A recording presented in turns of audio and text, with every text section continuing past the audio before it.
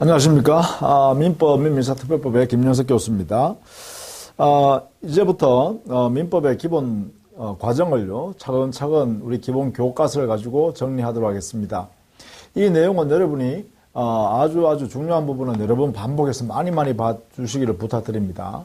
여러분 것이 될 때까지 반복해서 많이 보시는 게 최대한 중요한 일입니다. 그리고 이 강의를 들으실 동안에는 또 이렇게 집중해서 해서 공부하셔야 되겠죠.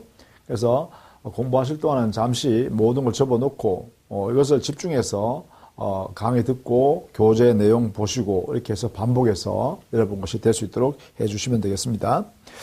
자, 강의 하겠습니다. 3페이지부터 보시죠. 권리 변동의 일반 이런 제목 하에 권리 변동에 관한 내용을 설명하고 있습니다. 이 권리 변동이란 것은 기본적으로 권리의 발생, 변경, 소멸을 말하는 것인데 이 권리 변동 결국은 사람과 사람 사이에 관계를 맺고 살게 돼요. 사람은 사회적 동물이니까요. 그래서 이 관계가 법이 끼어들어서 그 관계를 규율할 때 이것을 우리는 법률관계 이렇게 지칭합니다. 그래서 법률관계란 것은 사람과 사람 사이의 생활관계 중에서 법이 끼어들어서 그 관계를 규율하는 것을 말한다. 이렇게 정리하시고 이렇게 법률관계가 이루어지면 당연히 이 개인과 개인 사이에서는 사람과 사람 사이요, 이 사람 사이에서는 권리와 의무라는 이런 관계가 형성되게 돼요. 그래서 결국은 법률관계란 것은 권리 의무 관계로 나타나요. 이것을 우리는 3페이지에 법률관계 양갈로 1번 있죠? 자, 이게 양갈로 1번이었습니다.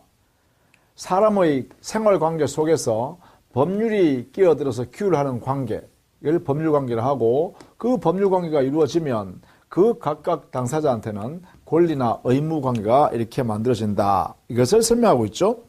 그래서 예를 들어가는 게 바로 그런 내용입니다. 이렇게 갑이라는 사람과 을 사이에 어떠한 갑소유 건물을 이렇게 매매 계약했다.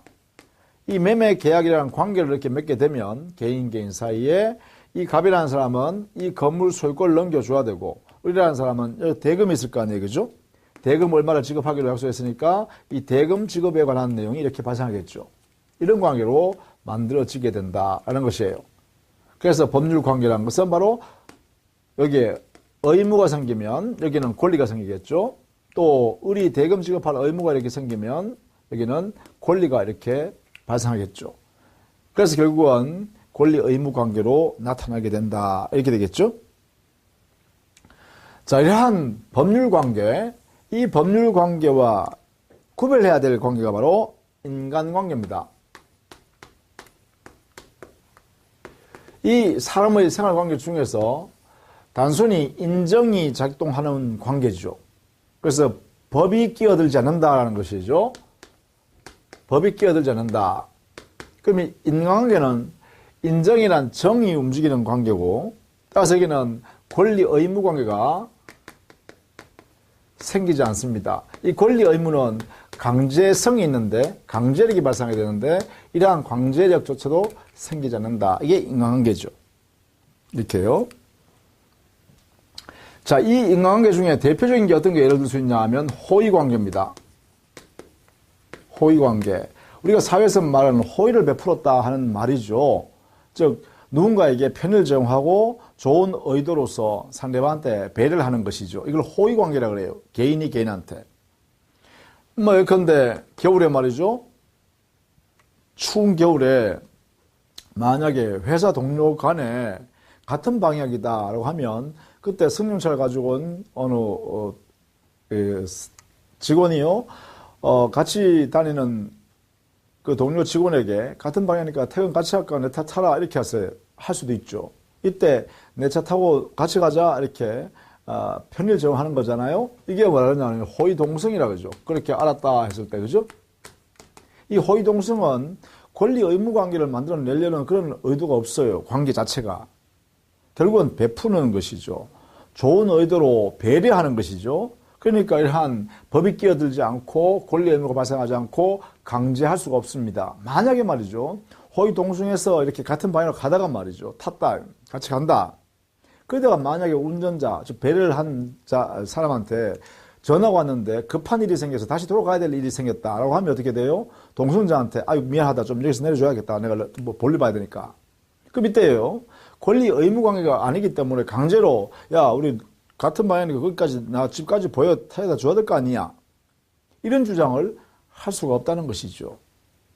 그게 바로 호의관계인 내용이다라는 거예요. 그래서 호의관계도 예컨대 호의동성 같은 것도 예컨대 그는 인간 관계에 불과하고 따라서 이러한 효과가 발생하지 않습니다. 법이 끼어들지 않으니까 강제할 수 없다라는 것이죠. 자, 그런데 여기서 이제 중요한 의미가 하나 나와요. 이 호의관계 여기에서 만약에 호의관계로 인간관계로 끝났으면 괜찮은데 이 호의관계 중에 어느 일방의 부주의가 존재하게 되고 부주의라는 것은 우리 민법에서는 과실이라 그래요. 조심을 했어야 되는데 주의를 다 기울여야 되는데 주의를 기울이지 않았기 때문에 이렇게 발생하는 일들을 우리는 부주의라 그래요. 그 부주의는 다른 말로 하면 민법에서는 과실이라 그럽니다. 이러한 과실 때문에 타방에게 손해가 이렇게 발생되었다. 이런 경우에는 이 손해에 대해서 어느 일방의 그 부주의로 인한 원인이 있기 때문에 이자에게 여기에 대한 책임을 지울 수 있는 문제가 생기죠. 그래서 손해가 발생된 당사자는 자기의 손해에 대해서 상대방 부주의에 대한 책임을 물을 수 있는 권리가 발생하게 되고 이 과실을 있는 사람은 의무를, 즉 과실 책임을 지게 되는 것이죠. 이러한 권리와 의무 관계가 만들어질 수 있죠. 즉 이러한 부주의로 인한 손해가 발생하게 되면 이 호의관계, 인간관계에 불과했던 것이 이제는요 법률관계로 이렇게 법이 끼어드는 관계, 권리 의무 관계로 이렇게 전환될 수가 있다.